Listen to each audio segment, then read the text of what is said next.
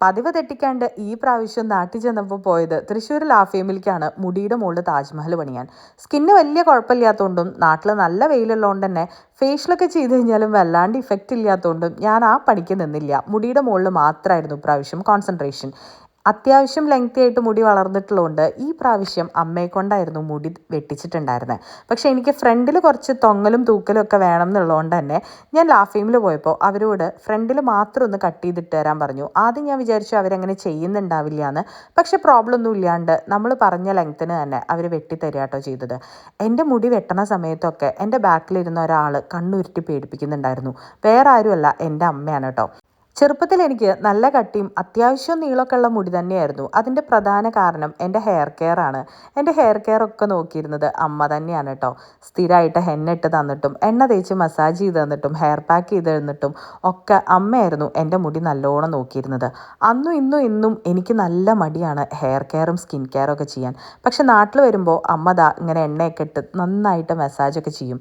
കാലങ്ങളായിട്ടും എനിക്ക് വരാത്ത ഒരേ ഒരു മാറ്റം അമ്മയുടെ കാച്ചിയ എണ്ണയാണ് കേട്ടോ. വർഷങ്ങളായിട്ട് ഞാൻ യൂസ് ചെയ്യുന്നത് അമ്മ കാച്ചി തരുന്ന എണ്ണ തന്നെയാണ്. ലോകത്ത് എവിടെ പോയാലും ഞാൻ ആ എണ്ണയും കൊണ്ടാണ് കേട്ടോ പോവുക. അതില്ലാണ്ടുള്ളൊരു ജീവിതം എനിക്ക് ചിന്തിക്കാൻ പോലും പറ്റില്ല. അങ്ങനെ മുടിയൊക്കെ വെട്ടിക്കഴിഞ്ഞപ്പോൾ മുടി കളർ ചെയ്യാനുള്ള പരിപാടിയിലേക്ക് കിടക്കുകയാണ് കേട്ടോ ഞാൻ.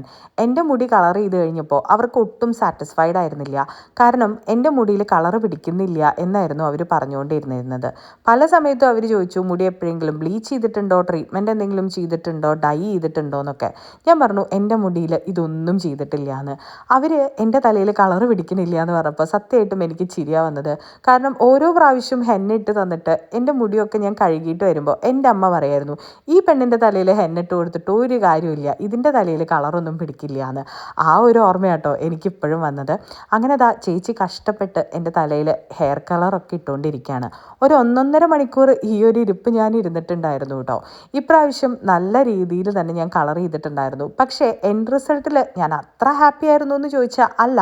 കാരണം കഴിഞ്ഞ പ്രാവശ്യം എനിക്ക് ഷോർട്ട് ഹെയർ ആക്കിയതുകൊണ്ടാണെന്ന് തോന്നുന്നുണ്ട് കൂടുതൽ എൻ്റെ കളറ്, തലയിൽ ചെയ്തിരുന്ന കളറ് പ്രൊജക്റ്റഡ് ആയിരുന്നു. പക്ഷേ ഇപ്രാവശ്യം അത്രയ്ക്ക് അങ്ങോട്ട് കളറ് കാണിക്കുന്നുണ്ടായിരുന്നില്ല. അതിൻ്റെ ഒരു കുഞ്ഞ് വിഷമം എനിക്കുണ്ടായിരുന്നു കേട്ടോ. അങ്ങനെ ഈ ചേച്ചി ഇടയ്ക്കിടയ്ക്ക് വന്നിട്ട് നോക്കുന്നുണ്ടായിരുന്നു കളറ് പിടിച്ചിട്ടുണ്ടോ എന്ന്. കുറേ നേരത്തെ കാത്തിരിപ്പിന് ശേഷം അവരെൻ്റെ തലയൊക്കെ കഴുകി തരിക. ഇത് നല്ല സുഖമുള്ളൊരു ഏർപ്പാടാട്ടോ. ആരെങ്കിലും ഒരാൾ നമുക്കിതുപോലെ ഹെയർ വാഷൊക്കെ ചെയ്ത് തരുമ്പോൾ എന്തൊരു സുഖമല്ലേ. അങ്ങനെ എൻ്റെ മുടി ഉണക്കാനായിട്ട് പുള്ളിക്കാരിയുടെ ഒരു കൊളീഗിനെയും കൂടെ വിളിച്ചു. അവരുടെ ഭാഷയിൽ എന്തൊക്കെയോ പറഞ്ഞുകൊണ്ടാണ് കേട്ടോ 2 പേരും കൂടെ എൻ്റെ മുടിയൊക്കെ ഉണക്കുന്നത്. അങ്ങനെ സെറ്റൊക്കെ ചെയ്തിട്ടുള്ള മുടിയുടെ അവസാനത്തെ രൂപം ഇതുപോലെയായിരുന്നു കേട്ടോ.